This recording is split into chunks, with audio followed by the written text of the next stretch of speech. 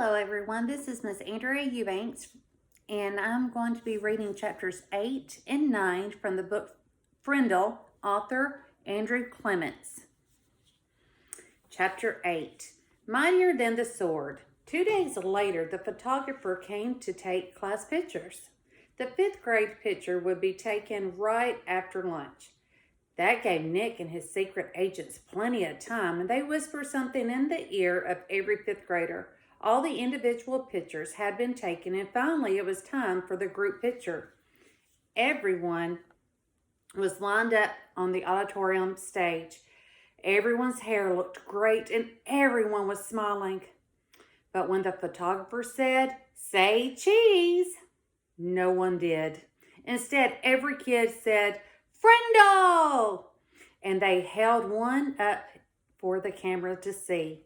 The photographer was out of film, so that shot was the only 5th grade picture he took. 6 of the 5th grade teachers were not pleased, and Mrs. Granger was furious. No one had really wanted to make the teacher mad. It was just fun. It also got all the kids in the school talking about the new word. And when people pick up on a new word, they say it all the time. The kids at Lincoln Elementary liked Nick's new word a lot, but not Mrs. Granger. The day after the class picture, she made an announcement to each of her classes, and she posted a notice on the main bulletin board by the office. Anyone who is heard using the word Frindle instead of the word pen will stay after school and write this sentence 100 times. I am writing this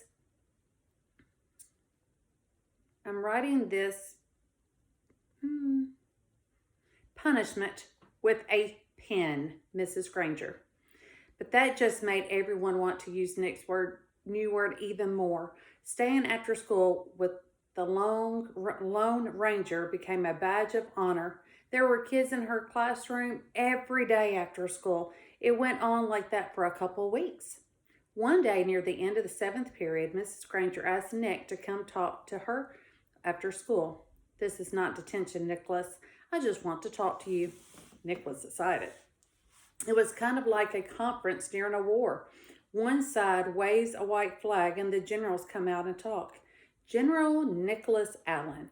Nick liked the sound of that. He stuck his head in Miss Granger's doorway after school.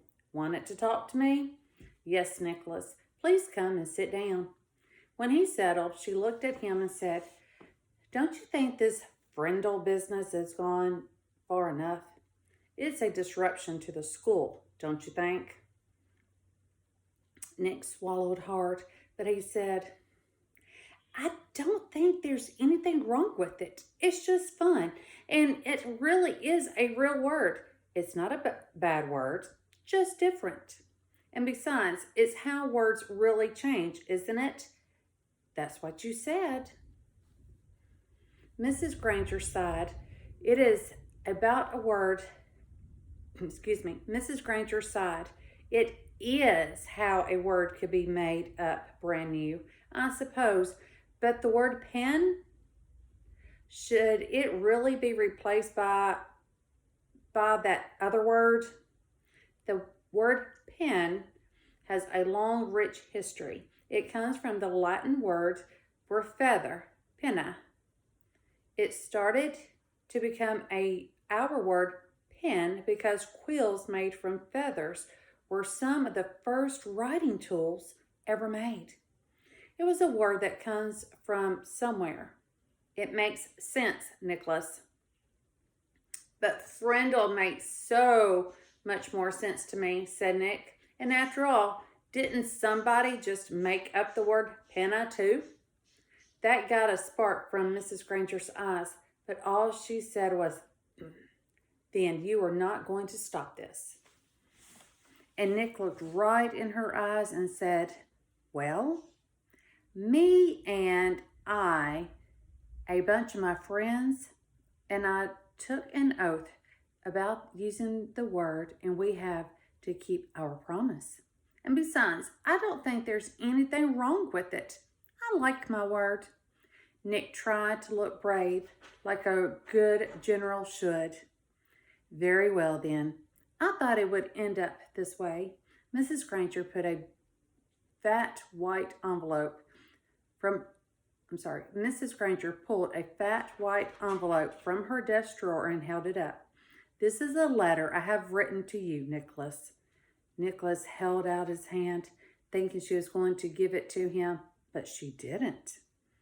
I'm not going to send it to you until all of this is over. I want you to sign your name and put today's date across the back of the envelope. When you read it, whenever that may be, you will know it is the same letter and that I have not made any changes to it.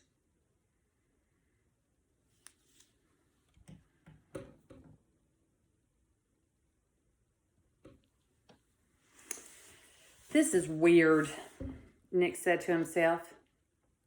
But to Mrs. Granger, he said, sure, and he signed his name in his best cursive, and he put the date under it. Then Mrs. Granger stood up abruptly and said, then that is all for today, Nicholas, and made the best word win. There was a frown on her face, but her eyes were different, almost happy. And Nick was halfway down the hall before it hit him. She likes this war, and she wants to win real bad. Walking to school the next day, Peter had a great idea. How about we see if we can get every kid in the whole 5th grade to go up and ask Mrs. Granger, can I borrow a Frindle? You mean, Mrs. Granger, may I borrow a Frindle? Said Dave. Got to use good grammar. Don't want to upset dangerous Grenacious. Sounds good to me, said Nick. And she can't keep everyone after school, can she? Almost 80 kids stayed after school with Mrs. Granger that day. They filled her room and spilled out into the hallway.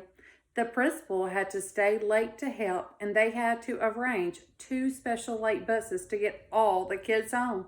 And the next day, all the 5th graders did it again, and so did a lot of other students, over 200 kids. Parents called to complain.